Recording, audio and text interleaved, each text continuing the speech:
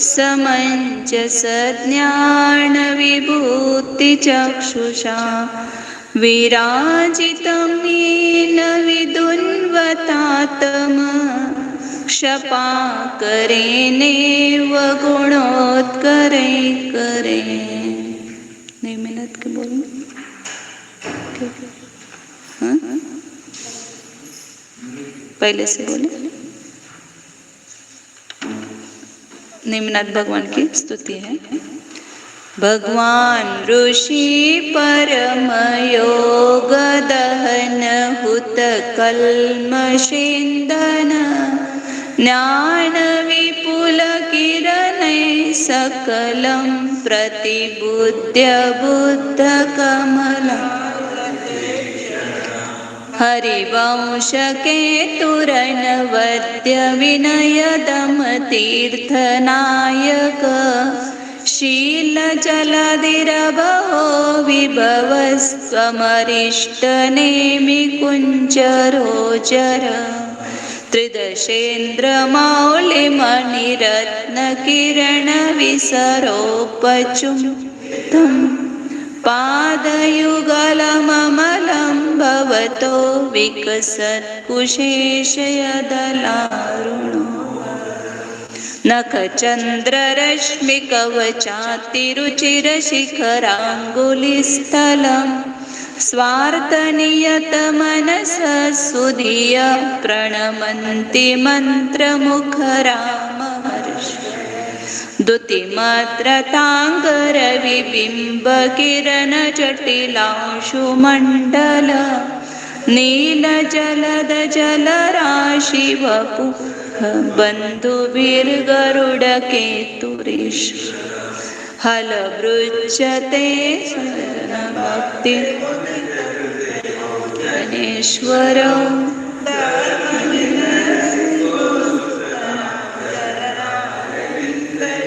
लम्बमेकतु ककुदम्बुवखचरयोषितुषितशिखरैरलङ्कृत मेघपटलपरिवीततटस्तव लक्षणानि लिखितानि वज्रिणा वहतीति तीर्थवृषभिश्च सततमभिगम्यतेऽद्य च प्रीतिविततरुदयै परितो वृषमूर्जयन्त इति विश्रुतो नमस्ते। जय बोला आचार्य समंत भद्र स्वामी की। जय बोला चारित्र चक्रवर्ती समाधि सम्राट आचार्य शांति सागर जी महाराज की। जय बोला प्रातः स्मरणीय गुरुदेव समंत भद्रमणि महाराज की। जय बोला परम पूज्य आचार्य प्रवेक्षार सुंदर सागर जी महाराज की। जय बोला परम पूज्य मम दीक्षा गुरु वात्सल्य सिंधु आचार्य सुयस सागर जी महाराज की जय। नमस्ते।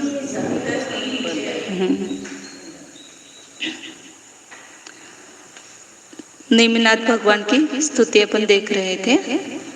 इसमें नेमिनाथ भगवान की स्तुति में अपन ने देखा कि पहले 2 श्लोकों में उनके गुणों का वर्णन किया, पुनः 2 श्लोकों में उनके पास जो उनके भाई कृष्ण और बलदेव, ये उसके पहले भगवान के चरण युगल कैसे हैं वो बताए 2 श्लोकों में। 2 श्लोकों में ऐसे चरण युगल में और कौन आकर के नमस्कार करते हैं तो बलभद्र और नारायण भी आकर के उनके चरणों में प्रणाम करते थे, जो उनके भाई थे। और फिर उसके बाद 2 श्लोकों में जिस पर्वत पर उनका समोशन बार बार आता था, जहाँ पर उनकी दीक्षा केवल ज्ञान और मोक्ष कल्याणिक हुआ, ऐसे उस उज्जैन गिरी का वर्णन किया कि उस उज्जैन गिरी जो है वो संपूर्ण जगत में विख्यात हो गए हैं। अब उसके बाद लास्ट के 2 श्लोक हैं कि यहाँ उनको जो केवल ज्ञान प्रकट हुआ, जो सर्वज्ञता हुई, वह हमारे जैसे इंद्रियों से नहीं थी, अतीन्द्रिय। क्योंकि कुछ लोग ऐसे मीमांसक लोग वगैरह सर्वज्ञ को नहीं मानते हैं, क्योंकि इंद्रियों के द्वारा संपूर्ण जगत को नहीं जाना जाता है। हमारे समान भगवान भी अल्पज्ञ ही है, क्योंकि उनको भी इंद्रिय जन्य ही ज्ञान होता है, इसलिए उनमें सर्वज्ञता नहीं ऐसा कहते हैं। तो उस सर्वज्ञता को सिद्ध करते हैं यहाँ पर, मतलब भगवान में सर्वज्ञता थी और बिना इंद्रियों की थी, ये यहाँ पर प्रकट करके अपना भगवान के प्रति क्यों समर्पण है ये बता रहे हैं। 9 नंबर का श्लोक है इसमें। बहिरन्तराप्युभयता च करणमविघाति नार्थकृत्।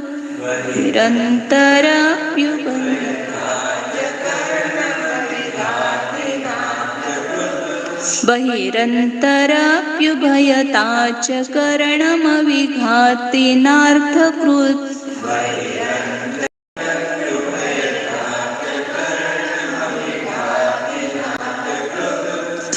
नाथयुगपदखिलं च सदा त्वमिदं तलामलकवद् विवेदितम्।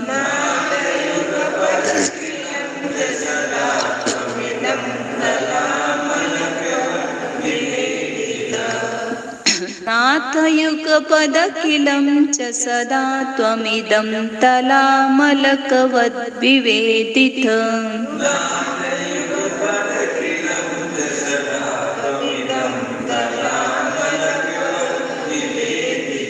अतएव ते बुधनुतस्य चरितगुणमद्भुतोदयम्।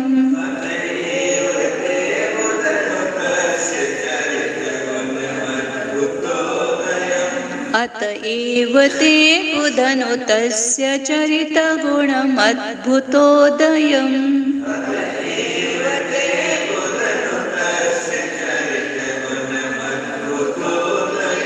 न्यायविहितमवधार्य जिने त्वयि सुप्रसन्नमनसस्थिता वयम्।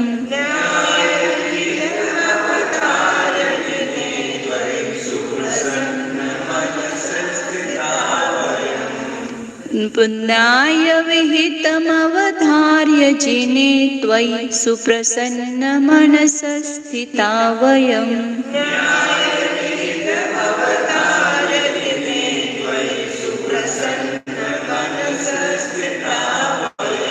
बहिरप्युभयता च करणमविघाति नाथकृत्। नाथयुगपदखिलं च सदा त्वमिदं तलामलकवद् विवेदितम्। अतएव ते बुधनुतस्य चरितगुणमद्भुतोदयम्।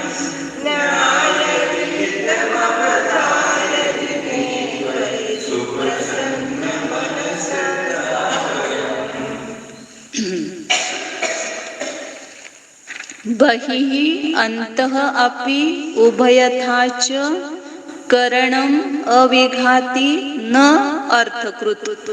नाथ युगपत् अखिलं च सदा त्वम् इदं तलामलकवद् विवेदित। त्वम् इदं अखिलं युगपत् तलामलकवद् विवेदित। दूसरे लाइन में एक वाक्य है कि हे नाथ, संबोधन है कि हे नाथ, हे प्रभु, हे स्वामी, आप कैसे थे कि तू इदम मतलब इस जगत को, अखिलम इस संपूर्ण जगत को, इस संपूर्ण विश्व को कैसे जाना आपने? युगपत एक साथ, क्रम क्रम से नहीं, इसको जान के उसको जान के ऐसा नहीं, एक साथ जाना। और कैसा जाना? सदा मतलब निरंतर, एक समय जान करके छोड़ दे ऐसा भी नहीं। संपूर्ण जगत को जाना, एक साथ जाना और सर्वदा। कैसा जाना? तलामलकवत, अस्पष्ट जाना। क्या अभी हमको स्मरण करते हैं सोलापुर में अमुक अमुक है, हमारी माँ है, अमुक है, तमुक, तो वो कैसा एकदम स्पष्ट नहीं होता है ना, लेकिन उनको संपूर्ण विश्व कैसा है? तलामलकवत। तल मतलब हाथ पे रखे हुए, अपने हस्तपुट पे रखे हुए। आमलक मतलब स्फटिक मणि। स्फटिक मणि को रखो हाथ पर, तो उसको देखने के लिए इधर उधर आपको करना भी नहीं पड़ेगा, पूरा दिखेगा। जैसे हाथ पर रखा हुआ स्फटिक मणि चारों ओर से सब तरफ से दिखता है, उसको देखने के लिए पुनः इधर उधर ये करने की आवश्यकता नहीं है।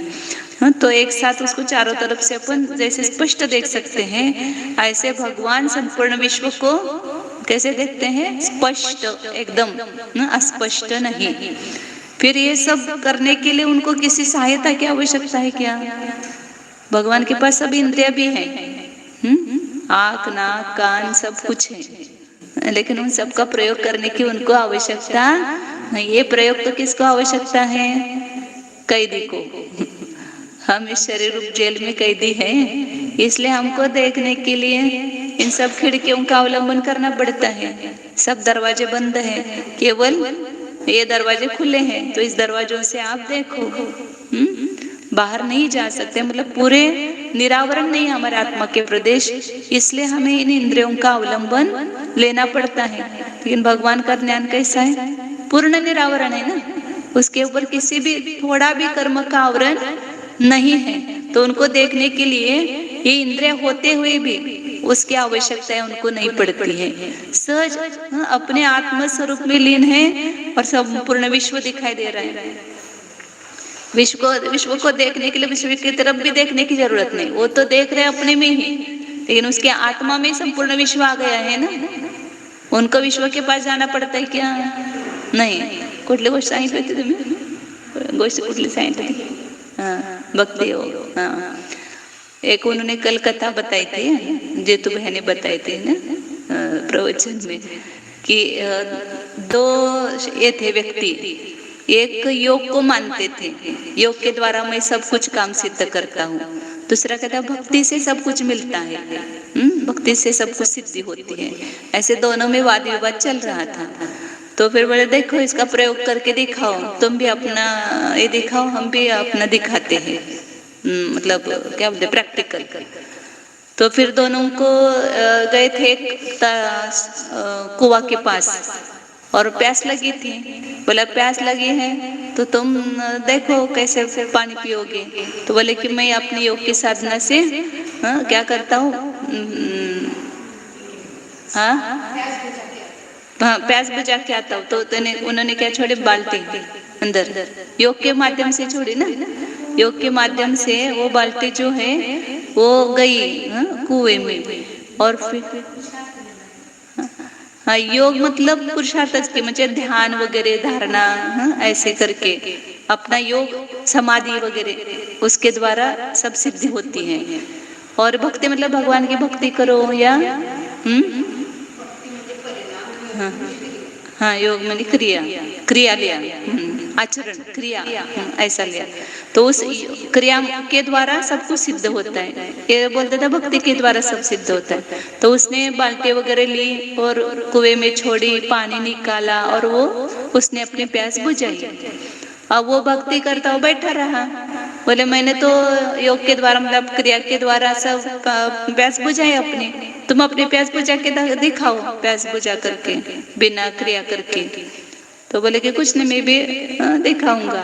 तो उसने ऐसे भगवान की भक्ति की तो वो कुएं का पानी सब ऊपर आ गया उसके पास तक, और उसने उस पानी पी करके उसने प्यास बुझाई।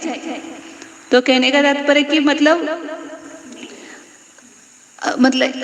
हमें विश्व के तरफ देखने की जरूरत नहीं, विश्व अपने आप अपने इसमें झलकता है। हाँ हाँ हाँ, नेय के पास अपने को जाने की जरूरत नहीं, नेय अपने पास आ जाता है। ऐसा मतलब ज्ञान में जो निर्मलता होती है, ज्ञान जब निर्मल होता है, पवित्र होता है, निरावरण होता है, तो हमें नेय की तरफ देखने की जरूरत नहीं है। पानी कैसे मिलेगा, ये कैसे मिलेगा, पानी अपने आप अपने पास आ जाएगा। मतलब वो उदाहरण दिया भक्ति से, जैसे वो पानी उसके पास आ गया, ऐसे नेय को हम ज्ञान को नेय के पास जाने की जरूरत नहीं, नेय अपने आप ज्ञान के पास आ जाएगा। तो जब भगवान केवल ज्ञान होता है तो विश्व की तरफ देख रहे हैं क्या?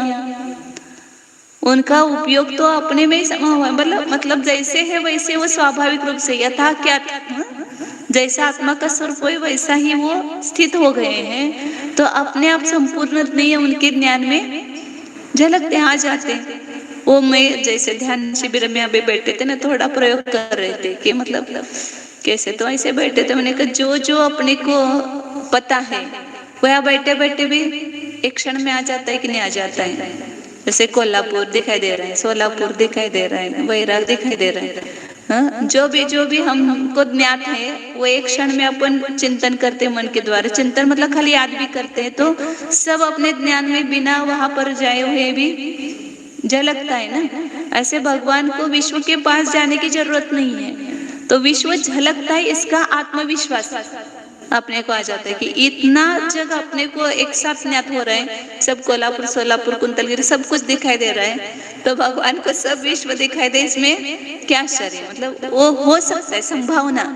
ऐसे अपन अपने ज्ञान की तरफ देखो तो ऐसे ज्ञान में सर्वज्ञत्व शक्ति है, इसका अपने को अंदर में विश्वास आ जाता है, श्रद्धा आ जाती है। थोड़े से प्रयोग करने पड़ते हैं, हम खाली सुना हुआ याद करके श्रद्धा नहीं बैठता है। उस आगम को इसलिए तो बताए कि आगम, तर्क और स्वानुभव, ये तीनों से ही अपना श्रद्धान उत्पन्न होता है, उसके बिना श्रद्धान उत्पन्न नहीं होता। इसलिए तर्क से भी जानो, अनुभव भी करके देखते जाओ, हर बात को अपने स्वानुभव, जिनको कर सकते हैं हम स्वानुभव प्रत्यक्ष, उनको करने की पुरुषार्थ करना चाहिए। तो यहाँ पर भी बता रहे कि भगवान जो है एक समय में संपूर्ण विश्व को एक साथ हाथ पे रखे हुए स्फटिक मणि के समान स्पष्ट जानते, विवेदित, आपने जाना। भूतकाल है, द्वितीय भूतकाल, विद धातु का, द्वितीय गण की धातु है विद, और उसका विवेदित मतलब आपने जान लिया। तूने, तो मैं ना करता, तो नहीं जाना, वहां पर थ प्रत्यय आता है द्वितीय भूतकाल में, द्वितीय पुरुष के एक वचन में थ। फिर उसके लिए आपको किसकी जरूरत पड़ी, तो कहते हैं कि बहिः अंतः अपि उभयथाच करणम, एक बहिकरण, एक अंतकरण और उभयता दोनों।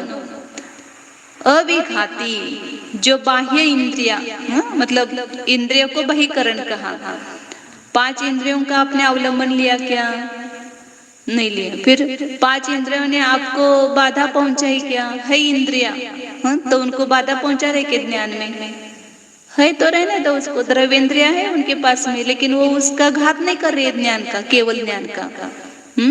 तो वो जो बाह्य इंद्रिया है और अंतरंग मन है, द्रव्य मन भी है, द्रव्येंद्रिया भी है उनके पास में, तो ये प्रत्येक अलग अलग ले लो पहले, बहिकरण इंद्रिया या मन, या दोनों भी जो करण है, मतलब बहिकरण और अंतकरण, ये अविघाती, उसमें घात नहीं करते हैं, उन्होंने घात नहीं किया, और बाधक नहीं है, और न अर्थकृत, न कुछ लाभ भी देते हैं, अर्थकृत भी नहीं है, मतलब उपकारक भी नहीं है।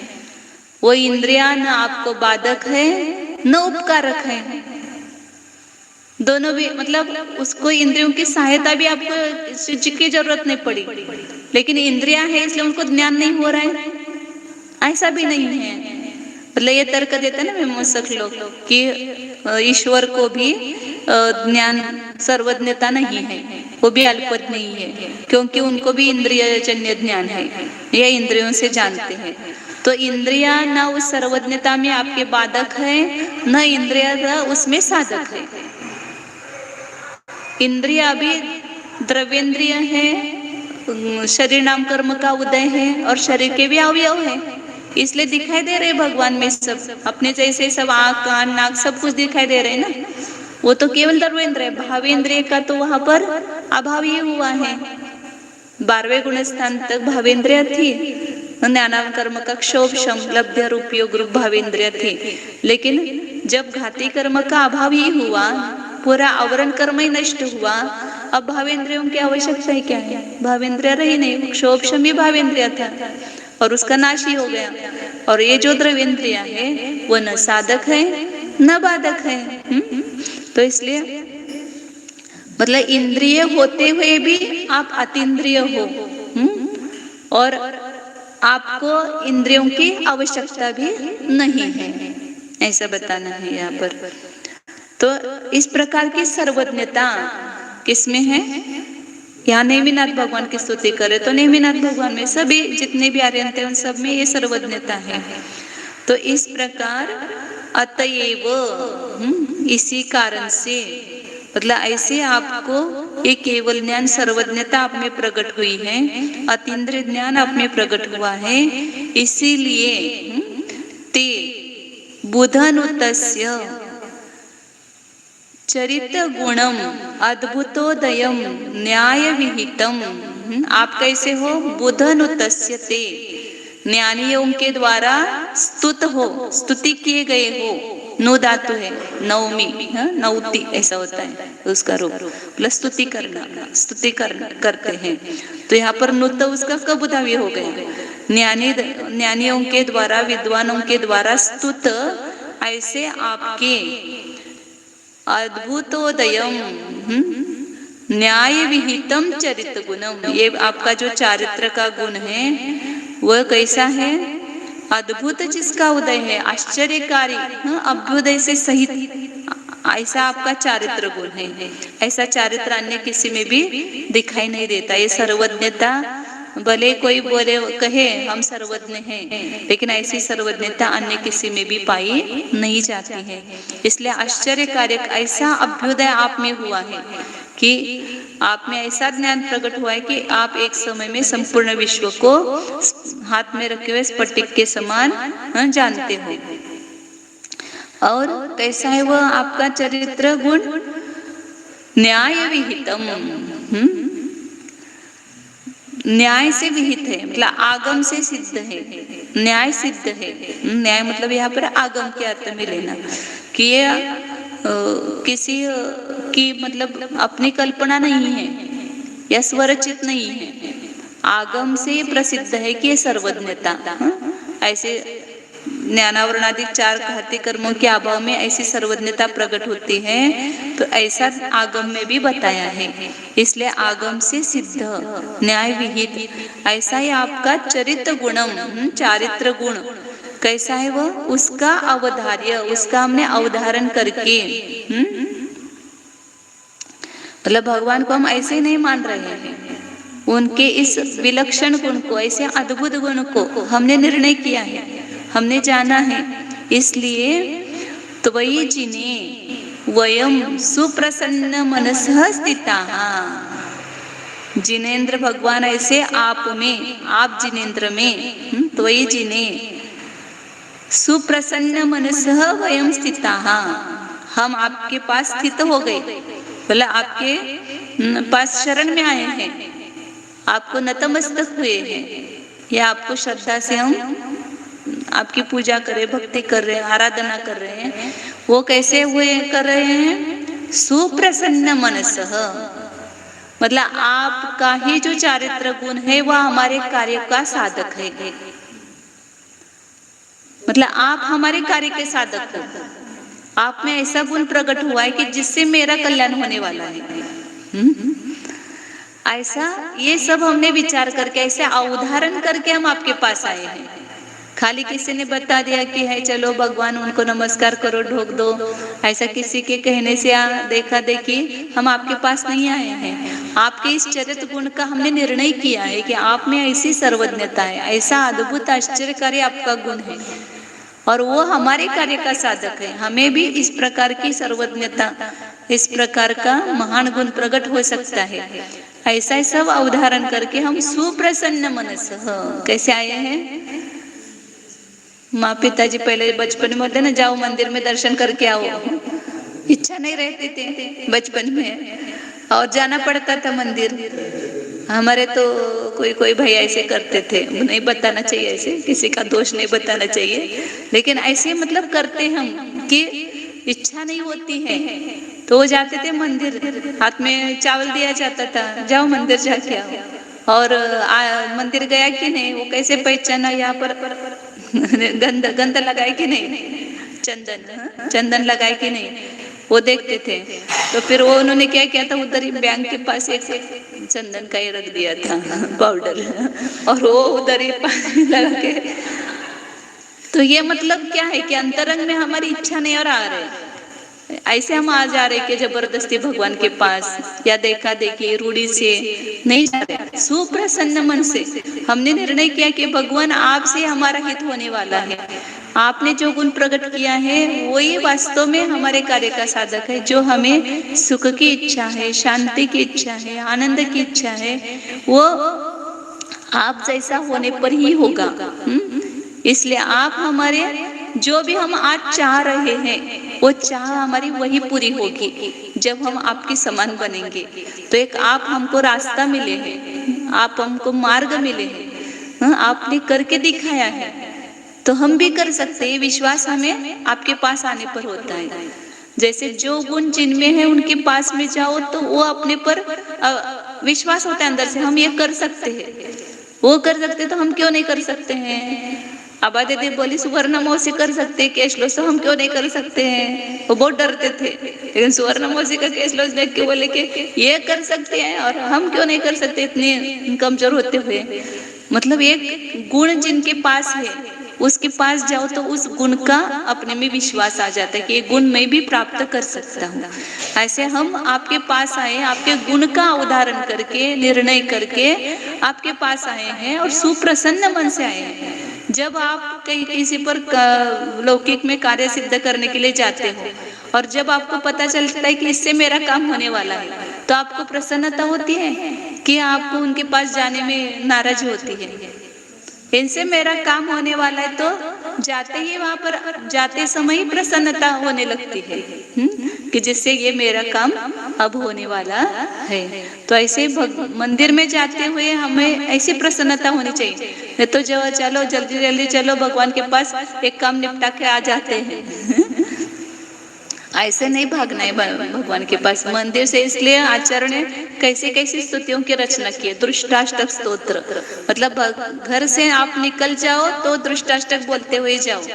भगवान आपका जिनेंद्र भगवान का मंदिर देखा, आपके वो मंदिर की ध्वजाएं देखी, मानस सम देखा, मतलब कैसे आनंद होता जाता है अंदर अंदर। जैसे जैसे भगवान के अंदर जाते फिर वहां जाकर के अध्याष्टक बोलो, दर्शन पाठ बोलो, ऐसे ये सब विधि है। मतलब भगवान के पास हम ऐसे नाराज से नहीं जाना है या जबरदस्ती नहीं। सुप्रसन्न मनसा हमें ये निर्णय होना चाहिए कि हम जहाँ पर जा रहे हैं वहां जाने से, उस भगवान के पास जाने से हमारा कार्य सिद्ध ही होने वाला। कौन सा कार्य? लौकिक नहीं, वो तो सिद्ध, वो तो भूसे के समान है। वो तो बाहर का काम की सिद्धि होना, वो तो अनाज आता है तो उसमें जैसे कड़वा को क्या बोलते हैं हिंदी में, वो ही सोच रही थी। अनाज आता है ना, वो फसल भूस नहीं, वो घास आ जाते हैं ना, भूसा, भूसा ही बोलते हैं उस घास को जो हरा हरा होता है उसको जो घास बोलते हैं। हाँ, सूखे को भूसा ना, वो मतलब कड़वा बोलते हैं हमारे, जो प्राणियों को खाने के लिए, जो भैंसों को खाने के लिए जाता है ना, हाँ प्यार, हाँ, तो अपने आप मिलता है उसकी बिना इच्छा किए भी।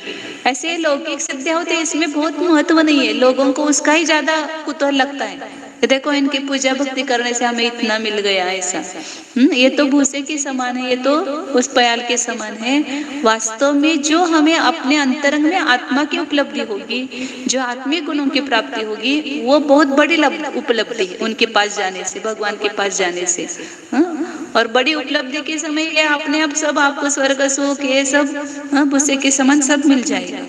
तो इसलिए भगवान के पास ऐसे आचार्य भक्ति से मतलब बता रहे कि हम जो आपके पास उपस्थित हुए हैं वो अत्यंत प्रसन्न मन से उपस्थित हुए हैं और आपके चरित्र गुण का अवधारण करके आपके पास हम स्थित हुए हैं। इस प्रकार बिना अंधभक्ति नहीं है हमारी, बिना जान करके हम आपकी भक्ति कर रहे हैं। अवधार्य, आपके चरित्र गुण का अवधारण करके। और वो चरित्र गुण कैसे, उसके दो विशेषण बताए, अद्भुतोदयम और न्याय विहितम। उसका अद्भुत उदय, ऐसा आश्चर्यकारी उदय अन्य किसी के पास दिखाई नहीं देता है। और न्याय से विहित है, आगम से प्रसिद्ध है वह। हाँ, ऐसे चरित्र गुण का अवधारण करके वयम मतलब हम, त्वयि जिने, आप जिनेन्द्र में स्थित हुए हैं, सुप्रसन्न मन प्रसन्न चित्त होकर के स्थित हुए हैं। वास्तव में जो अपने को पुण्य भी बनता है या निर्जरा भी होते है, वो प्रसन्न मन से होती है। उसका आरोप भगवान के ऊपर किया जाता है। आप तो परीक्षा में शुरुआत में विद्यानंद आचार्य ने बहुत अच्छी तरह से किया कि आपका प्रसाद मतलब क्या है, हमारी प्रसन्नता ही आपका प्रसाद है, दूसरा कोई प्रसाद नहीं है। आपका प्रसाद हमें मिल गया, आप प्रसन्न हो गए तो भगवान का प्रसाद ही है समझो, अपने आप अपने को मिलता है। इस प्रकार नेमिनाथ भगवान की स्तुति की है आचार्य ने। अब आगे पार्श्वनाथ भगवान की स्तुति करते हैं।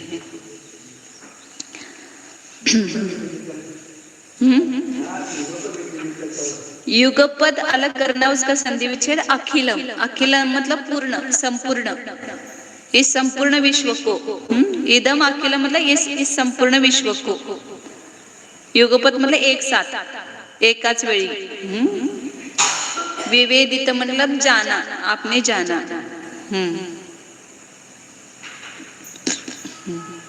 मतलब इस सर्वज्ञता का भी निर्णय हमें करना पड़ेगा। कभी भी ध्यान में बैठते ना, वो सर्वज्ञता को ख्याल में लेने का प्रयास करो। सर्वज्ञता मतलब क्या है वो देखो, भगवान में सर्वज्ञता। तो अपना जैसे बहुत ज्ञान का आप जैसे निर्णय करते ना कि कहाँ है वो ज्ञान, अपने इस आत्मा प्रदेशों में ही है। तो एक एक आत्मा के प्रदेशों में ऐसी सर्वज्ञता गुण भरा है, मतलब सबको जानने की शक्ति है। तो थोड़ा कुछ ज्ञान हो गया तो हमें थोड़ा तुरंत गर्व हो जाता है, घमंड हो जाता है। जिस ज्ञान में सर्व को जानने की ताकत है, उस ज्ञान में इतना थोड़ा सा जाना तो उसमें क्या गर्व करने जैसा है।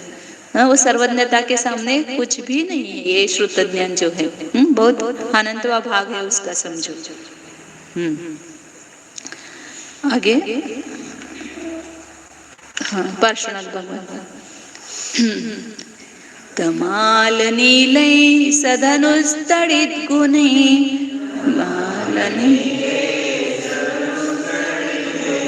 प्रकीर्ण भीमा शनिवायुवृष्टिभिः,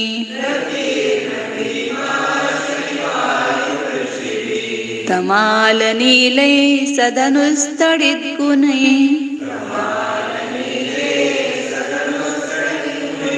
प्रकीर्ण भीमा शनिवायुवृष्टिभिः, बलाहकैर्वैरिवशैरुपद्रुतो,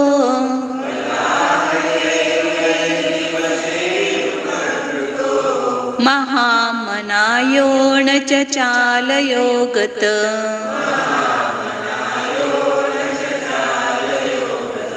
महामनायो न चचालयो गत,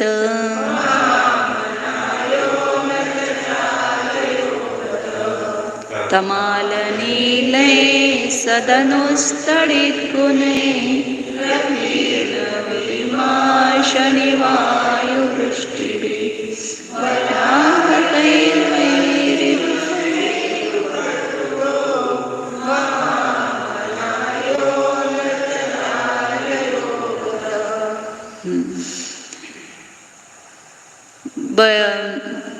पार्श्वनाथ भगवान और कमट का वैर, ये तो प्रसिद्ध है, 10 भवों से चला आ रहा था। तो भगवान पार्श्वनाथ का जन्म वाराणसी में हुआ था और श्री पार्श्वनाथ जी ने एक बार कुमारों के साथ वन अपने मित्रों के साथ जा रहे थे भ्रमण करते हुए। तो उस वाराणसी के निकट एक उपवन में वहां पर पहुंचे। तो वहां पूर्व भवों का वैरी जो कमट का जीव था, तपस्वी के रूप में पंचाग्नि तप कर रहा था। चारों ओर उसने क्या अग्नि जलाई थी, चारों ओर लकड़ी लगा करके सब अग्नि जलाते हैं और बीच में बैठकर सूर्य के आताप की तरफ देखते हैं, उसको बोलते पंचाग्नि तप। चारों ओर अग्नि और ऊपर की एक अग्नि, तो ऐसे पंचाग्नि है, इसको पंचाग्नि तप कहते हैं हिंदुओं में। तो उस पंचाग्नि तप कर रहा था। तो वैसे ही आए उधर समीप में तो इनको तो अवधि ज्ञान जन्म से था, तो उन्होंने अवधि ज्ञान के द्वारा जाना। तो उस वहां लकड़ी में 2 नाग और नागिन जल रहे थे। तो उन्होंने बोला कि तुम क्या कर रहे हो, देखो वहां पर उस लकड़ी में नाग नागिन जल रहे हैं, तो तू क्या कहता है? ऐसा करके उन्होंने पूर्व भव का वैर था अंतर में, और वो उनके नाना ही थे, लेकिन तब तापसी बन करके तप कर रहे थे। तापसी अन्य मत के साधु बने थे और तप कर रहे थे। तो उन्होंने कहते ही उसको को बहुत गुस्सा आ गया उनको, तापसी को। और लेकिन देखो, बोले देखो उसमें है कि नहीं है, कैसे तुम कैसे कहते हो कि इसमें नाग नागिन है? तो फिर उस लकड़ी को तोड़ा, तो उसके अंदर में नाग और नागिन थे, और वो जल गए थे ऐसे। तो उस समय उस पार्श्वनाथ कुमार के उपदेश से, या समझो उन्होंने नमोकार मंत्र सुना होगा, तो मर करके थोड़ी देर में मर करके वो स्वर्ग गए, और वहां पर धर्मेंद्र और पद्मावती बनी। वो नाग का जीव था, वो धर्मेंद्र बना और वो पद्मावती बनी। इस प्रकार ये कहानी प्रसिद्ध है। तो जब पार्श्वनाथ भगवान आगे जाकर के दीक्षा लिए और तपस्या कर रहे थे मुनि अवस्था में, तब वो कमट का जीव मर करके कहा गया भवन। तो शास्त्र में 2 उल्लेख आते हैं, कोई कहते हैं कि भवनवासी देव हुआ, नाग कुमार देव हुआ, और कोई कहते हैं कि वो शंबर नाम का ज्योतिषी देव हुआ। ऐसा 2 उल्लेख आते 2 पुराणों में। तो जो भी हुआ व्यंतरिया भवनवासी या ज्योतिषी देव हुआ। और फिर उसको जब ये तपस्या कर रहे थे, उसने तपस्या में भग्न किया था उनको। तपस्या करते समय उन्होंने तपस्या में विघ्न डाला पार्श्वनाथ ने, तो फिर इनकी तपस्या भी मैं नहीं होने दूंगा। ऐसा उसने अवधि ज्ञान से जान करके, को अवधि ज्ञान से जान करके फिर उनको विघ्न करना प्रारंभ किया। तो कैसे कैसे विघ्न किया उसका वर्णन यहाँ पर किया है। लेकिन उस उपसर्ग में भी भगवान विचलित नहीं हुए, ये उनकी धैर्यता का यहाँ पर वर्णन कर रहे हैं। तमाल नीलैहि सधनुस्तडित गुणैहि प्रकीर्ण भीमाशनि वायुवृष्टिभिः बलाहकैहि वैरिवशैः उपद्रुतः यः महामना योगतः न चचाल। यो महामना, जो महान जिनका मन है, उत्कृष्ट धैर्य जिनके पास है, उत्कृष्ट धैर्य के धारक है। कैसे हो गए थे वे?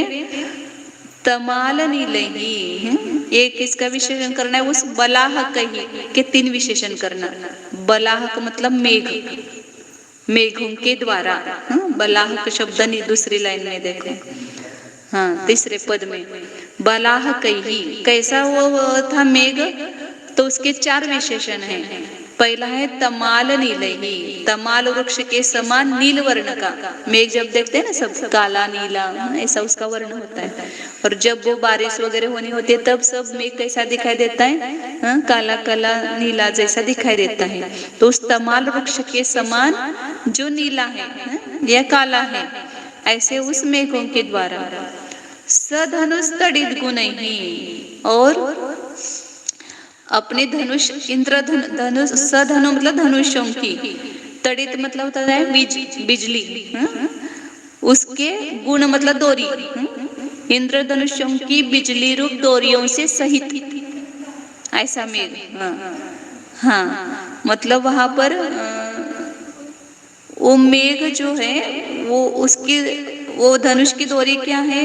वो बिजली चमक रही थी ना, वहां पर पूरा कैसा माहौल बनाया था उसने? पूरा काला कुट्टा घना अंधेरा वहां सब तरफ से छाया हुआ था, मतलब ऐसे मेघ उपस्थित किए थे। और बिजलियां चमक रही थी उसमें जोर जोर से। डरते ना लोग, जैसे बारिश के दिनों में बिजलियां चमकने लगते तो अंदर घर में छिप जाते हैं, कहीं बिजली मेरे ऊपर न गिरे। तो उस बिजली से बहुत डरते, तो उसने ऐसे जोर जोर से बिजलियों की आवाज होती थी, बिजलियां चमकती थी, तो बिजली रूपी वो डोरियों से सहित ऐसे मेघ। और कैसे थे वो मेघ? प्रकीर्ण भीम अशनि वायुवृष्टि भी। प्रकीर्ण मतलब फैले हुए सब तरफ, भीम मतलब भयंकर, अशनि मतलब वज्र, वायु मतलब आंधी, तूफान, और वृष्टि मतलब वर्षा। वो मेघ क्या कर रहे थे, भयंकर ऐसे वज्र, आंधी और वर्षा को सब ओर फैला रहे थे। मतलब जोर जोर से आंधी आ रही थी, वज्रपात हो रहा था, और वर्षा भी, बारिश भी हो रही थी। ऐसे उस वर्षा को फैलाने वाले, बिखरने वाले, ऐसे उन मेघों के द्वारा, और वो किसके वश थे मेघ, अपने अपने ही आए थे। वैरी वशई, जो वैरी, उसके मन में वैर था, एक तरफ वैर था, दूसरी तरफ वैर नहीं था। और जब ऐसा होता है, दोनों तरफ वैर होगा तो वो नहीं कभी मिटेगा, लेकिन एक तरफ वैर होगा और दूसरा क्षमा भाव रूपी ढाल को आगे रखता है, तो वो वैर खत्म हो जाता है। और हम ऐसे, आपने मेरे साथ किया तो मैं भी आपके साथ करूंगी, ऐसा वैर कितने भावों तक चलता रहता है। 10 भाव से इसकी तरफ से कुछ भी प्रतिकार नहीं हो रहा था, और केवल उनकी तरफ से हो रहा था, तो भी उन्होंने धैर्य रखा 10 साल तक, 10 भाव तक। और ये 10वें भाव में तो उसने एकदम उपसर्गों का ये किया, मतलब ऐसे उपसर्ग किए कि जिससे वो अपने योग से विचलित हो जाते, ध्यान से विचलित हो जाते। लेकिन वो जानते थे कि ये सब कर्म का उदय आ रहा है और कर्म की निर्जरा हो रही है, मुझे तो अपने स्वभाव में ही रहना चाहिए। तो ऐसे अपने उपसर्ग में दृढ़ रहे, तो उस समय ही क्या हो गया, श्रेणी आरूढ़ हो गए, और उस समय उपसर्ग दूर हो गए। वो आगे के श्लोक में बताएंगे। लेकिन यहाँ उनके धैर्य गुण की प्रशंसा की है कि ऐसे वैरियों के द्वारा, मेघों के द्वारा उपद्रुत, पीड़ित हुए, कितने उसने तकलीफ देने की कोशिश की, तो भी महामणा, जिनका उत्कृष्ट धैर्य है, महामण उनको बोलते हैं, उत्कृष्ट धैर्य के धारक जो पार्श्वनाथ भगवान है, वो योगतः न चाल, यह कहेंगे फिर लास्ट में वह ऐसा आएगा आगे के श्लोक में।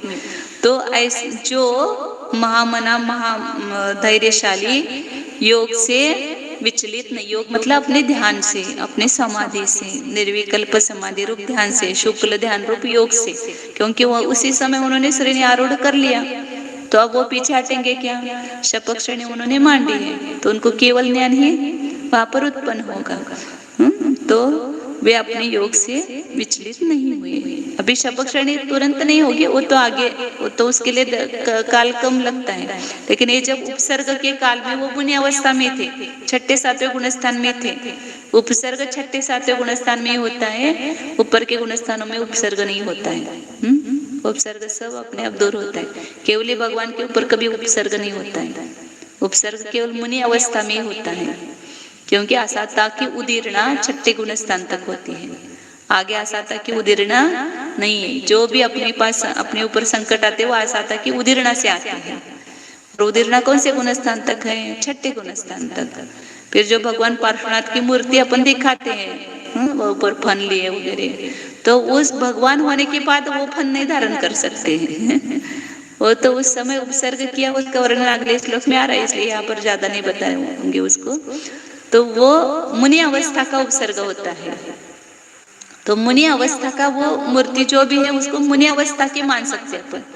और उनका एक महात्म्य दिखाने के लिए, उनके तपस्या का जो महिमा दिखाने के लिए वैसे मूर्ति बनाने की प्रथा पड़ी है, सब जरूरी पड़ी है। लेकिन वो फन सही थी पार्श्वनाथ की होना चाहिए, ऐसा नहीं। बिना फन की भी मूर्ति पार्श्वनाथ की बन सकती है। भगवान बाहुबली के भी वो तपस्या का महात्मा दिखाने के लिए वेल चढ़ाई जाते हैं उनके ऊपर, लेकिन जब वो केवली हुए तब वेल नहीं थी वो तो 5000 धनुष ऊपर जा करके इसमें स्थित हुए थे अर्यंत अवस्था में। तो ये सब अपने को समझना चाहिए। हाँ, माने वो अवस्था 6ठे 7वें गुणस्थान की है। हाँ, उपसर्ग होता है, आगे नहीं होता है। तो आगे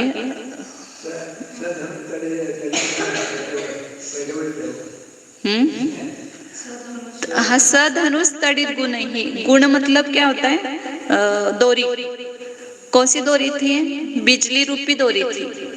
और वो कैसी थी, इंद्रधनुषों की सहित, इंद्रधनुष सधनु, धनुष सहित बिजली रूपी डोरियों से सहित ऐसा वो मेघ था। मतलब उस मेघ में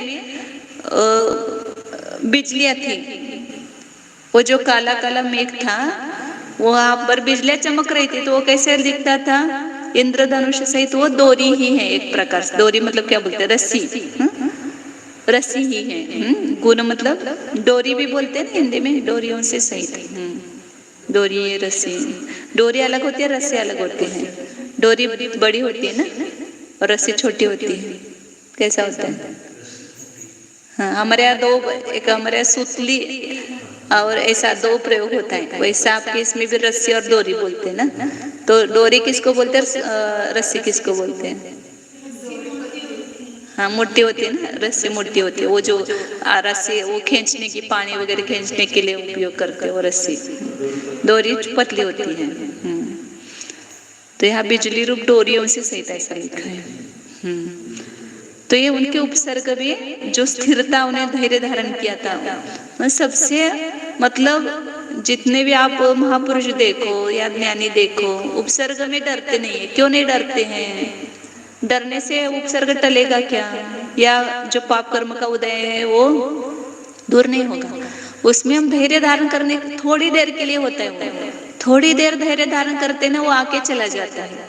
और वो जो आया है वो जाने के लिए आया है। ये हमेशा सोचना, बहुत बड़ा आपके ऊपर संकट आया, वो निकल जाने वाला है। वो संकट क्या हमेशा रहेगा क्या आपके ऊपर?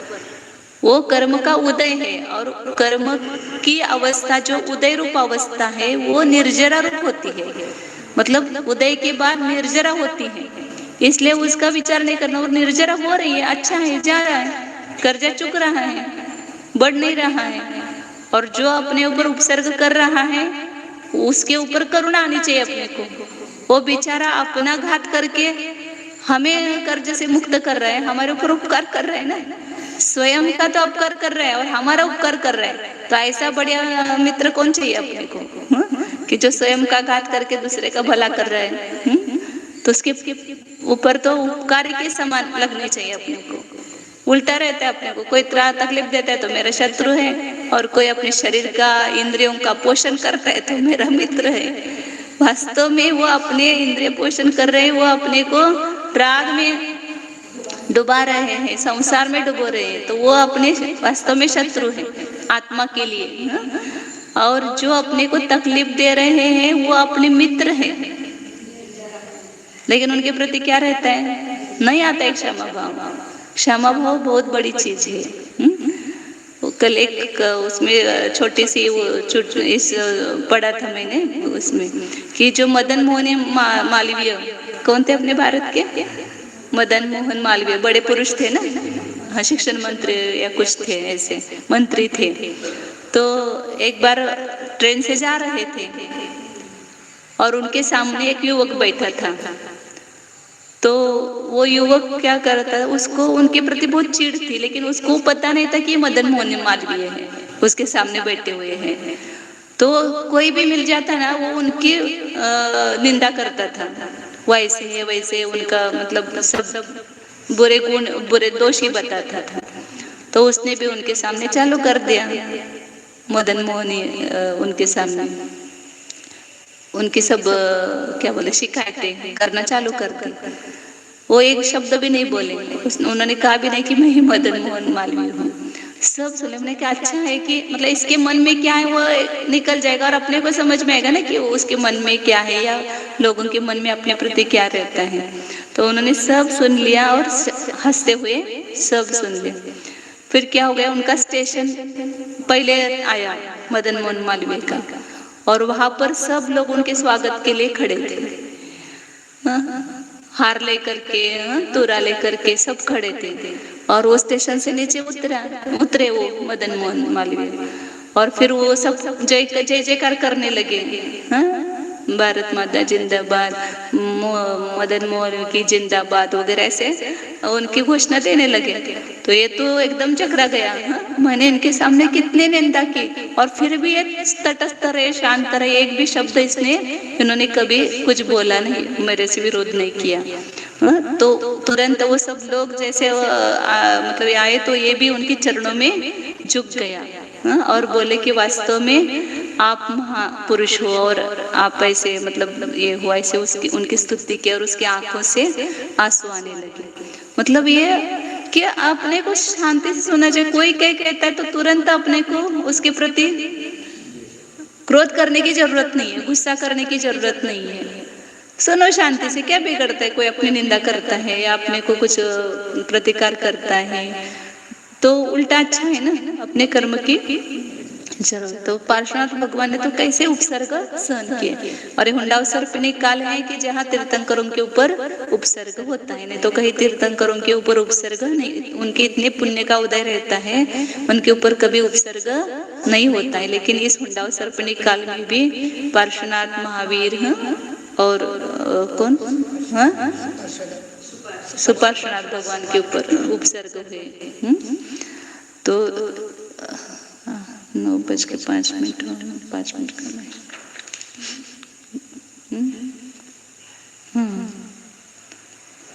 और एक सोचा था मैंने लेने का, एक देव सोचा था मैंने कहा क्योंकि वो 3 तारीख तक पूरा करना है।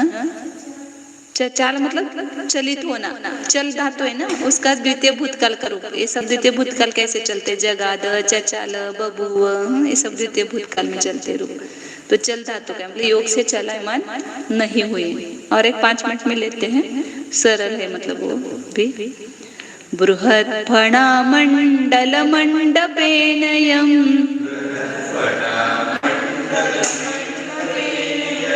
स्फुरत्तडित् पिङ्गरुचोपसर्गिनम्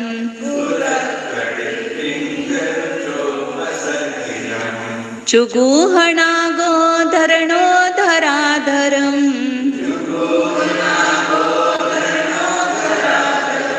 विरागसन्ध्यातडिदम्बुदो यथा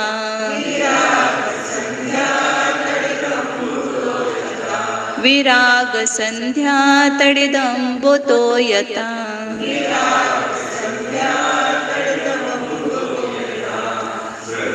पणामण्डलमण्डपेनयम् स्फुरत्तडित् पिङ्गरुचोपसर्गिनम् जुगुहणागोधरणोधराधरम् विरागसन्ध्यातडिदम्। जब उपसर्ग हुआ उनके ऊपर तो धर्मेंद्र ने क्या किया ये यहाँ पर बताया है। बृहत् फणा मंडल मंडपेन यम उपसर्गिनम स्फुरत् तडित् पिंगरुचा बृहत् फणा मंडल मंडपेन तथा धरणो नागः। नाग कुमार देव हुआ था वो धर्मेंद्र का जो नाग कुमार देव है ना, तो धर्मेंद्र नामक नाम कुमार देव ने जिसको उपसर्ग हुआ है, ऐसे कौन? पार्श्वनाथ भगवान का विशेषण हो गया। उपसर्ग से युक्त ऐसे जिन पार्श्वनाथ भगवान को उस धर्मेंद्र नामक नाग कुमार देव ने क्या किया? स्फुरत्तडित् पिंगरुचा बृहत् फणा मंडल तैयार किया ना, उनके ऊपर ऐसा फन धारण किया। बृहत् मतलब बड़ा, विशाल, और फना का मंडल, और उससे मंडप किया, तैयार किया कि उनके ऊपर कोई कुछ उपसर्ग नहीं कर सके या उपसर्ग उनको प्राप्त न हो, उनसे उनको कुछ पीड़ा न हो। इसलिए उसने वो नाग और नागिन तुरंत धर्मेंद्र और पद्मावती हुए थे, तो उनको अवधि ज्ञान से पता चला कि इनके ऊपर उपसर्ग हो रहा है, कि जिन्होंने अपने ऊपर इतना उपकार किया था। तो उस उपकार को जान करके आकर के उसने उनके ऊपर ऐसा फना धारण किया, उस फना का मंडप तैयार किया कि जो कैसा था? स्फुरत मतलब स्फुरायमान, तडित मतलब बिजली, उसके पिंग मतलब पीले कलर के होते हैं ना बिजली, उस समान पीली कांति से युक्त। रुचा मतलब कांति, उसका विशेषण करना मंडपेन का। वो मंडप कैसा था कि स्फुरायमान या चमकती हुई बिजली के समान पीली कांति को धारण करने वाला, मतलब ऐसा वो पीला पीला वो फना था कि जैसा क्या दिख रहा था कि मानो चमकती हुई बिजली के समान वो लग रहा था। जैसे वो उसका उदाहरण दिया है नीचे। ऐसा धर्मेंद्र नाग ने क्या किया, जुगुह, उनको व्याप्त कर लिया। कैसे व्याप्त कर लिया कि यथा विराग संध्या तड़िदम्बुदः धराधरम। सायंकालीन जो संध्या होती है ना, विराग संध्या, काली संध्या के समय बिजली से युक्त मेघ जैसे क्या करते, पर्वत को वेष्टित कर देते हैं। जैसे जब बादल छाते हैं और बिजली चमकती है, तब पूरा पर्वत के आजू बाजू वो एक फनामंडल जैसे तैयार होता है। तो जिस प्रकार उस काली संध्या के समय बिजली से युक्त जो मेघ है, वो जैसे पर्वत को, धराधर मतलब पर्वत, धरा मतलब पृथ्वी को धारण करने वाला, उसको बोलते पर्वत। महीधर, जो भी पृथ्वी के वाचक शब्द होंगे ना, उसको धर शब्द लगाते हैं तो पर्वत शब्द तैयार हो जाता है।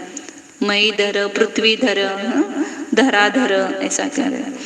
तो उस पर्वत को जैसे उस काली संध्या के समय बिजली से युक्त मेघ उस पर्वत को व्याप्त कर लेते हैं, ऐसे जब भगवान पार्श्वनाथ पर उपसर्ग हो रहा था, तब उस धर्मेंद्र ने आकर के फना मंडल का मंडप बनाया, जो वैसा शोभा उसकी शोभा वैसी दिख रही थी। मतलब भगवान मतलब पर्वत बीच में अचल चलायमान नहीं हो रहे थे, और उसने आकर के फना मंडल उसके बाजू में बनाया, तो वो बिजली से युक्त मेघ हो इस प्रकार से भाषित हो रहा था।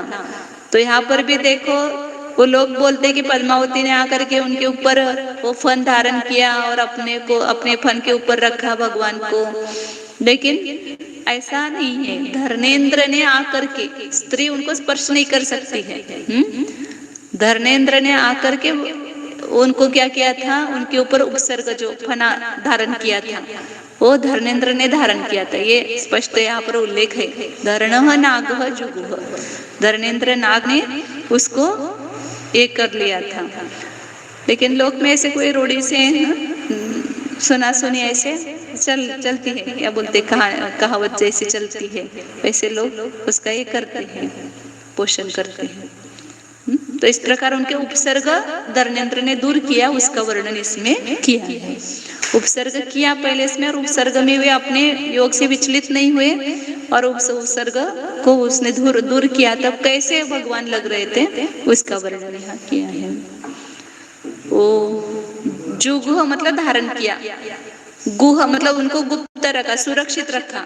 जो गुह धातु है, गुह, उसका द्वितीय भूतकाल जुगुह होता है। ओ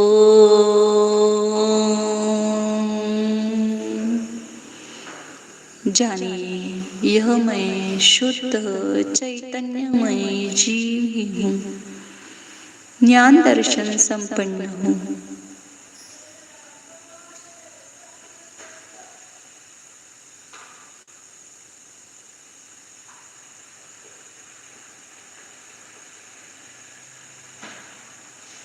अपने निज स्वरूप को परखिए, अपने उपयोग को सूक्ष्म करके देखिए भीतर। यह अतीन्द्रिय सर्वज्ञ शक्ति से संपन्न ऐसी वस्तु है, फिर हम क्यों नहीं उसको जान पा रहे हैं? जो है वस्तु वो हमारे ज्ञान का विषय हो ही सकता है। अंतरंग में विषय होते हुए भी हमने उस साधन का उपयोग नहीं किया, प्रयोग नहीं किया, इसलिए वो अतीन्द्रिय वस्तु हमारे दृष्टिपथ में नहीं आ रही है, हमारे अनुभव में नहीं आ रही है। तो एक बार पुरुषार्थ करके अपने उस ज्ञान का प्रयोग कीजिए। इंद्रियों का, मन का अवलंबन छोड़ करके अपने स्वानुभव से जानने का प्रयास कीजिए। अनुभव करके देखिए भीतर है वस्तु। उस वस्तु का तो हमने कितने बार तर्क से, अनुमान से निर्णय किया है, लेकिन स्वानुभव प्रत्यक्ष नहीं कर पा रहे हैं। इसी से श्रद्धा रुका हुआ है। तो एक बार तो प्रयोग करके देखो। है यह वस्तु, मैं स्वयं ही हूँ, मैं स्वयं ही ज्ञानमय वस्तु हूँ। तो संपूर्ण शरीर में जो चैतन्य धातु का पिंड है यही मैं हूँ। चैतन्य स्वानुभव गम्य है।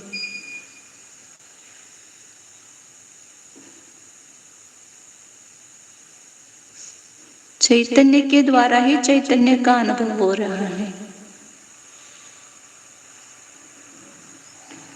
केवल उस अनुभव को चैतन्य स्वरूप अनुभवो।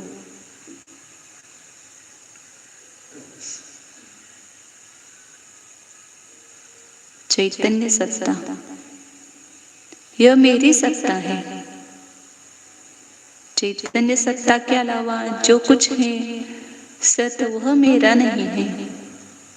मेरी चैतन्य सत्ता मुझ में है, मैं उस सत्ता का अधीश हूँ। इस शरीर रूप पुद्गल के सत्ता का मैं अधीश नहीं हूँ। इसके ऊपर मेरा अधिकार नहीं है।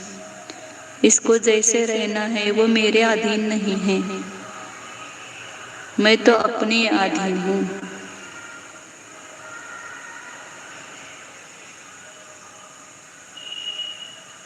चैतन्य पर अपना अमल चलाओ। चैतन्य पर अपना स्वामित्व स्थापित करो। अन्य किसी पर मेरा स्वामित्व नहीं है। मैं चैतन्य का मालिक हूँ। हाँ हाँ,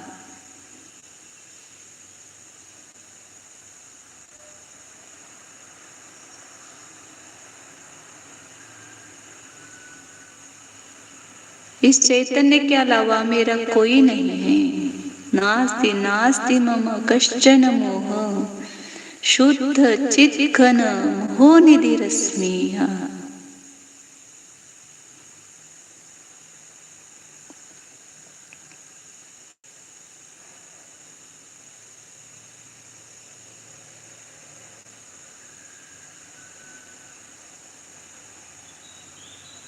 शुद्ध चैतन्य धातु का पिंड, ये तेजो निधि ही मैं हूँ, अन्य कुछ मैं नहीं हूँ।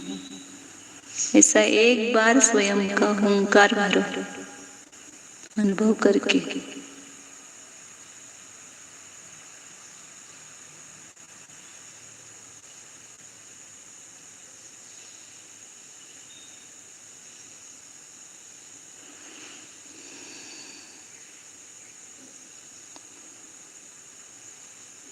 शुद्ध अतीन्द्रिय ज्ञान स्वरूप,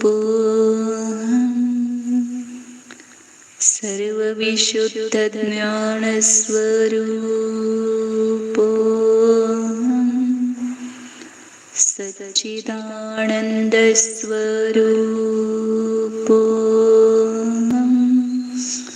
स्वसत्ताधीश स्वरूप, निर्मम स्वरूप, टंकोत्कीर्ण ज्ञायक स्वरूप,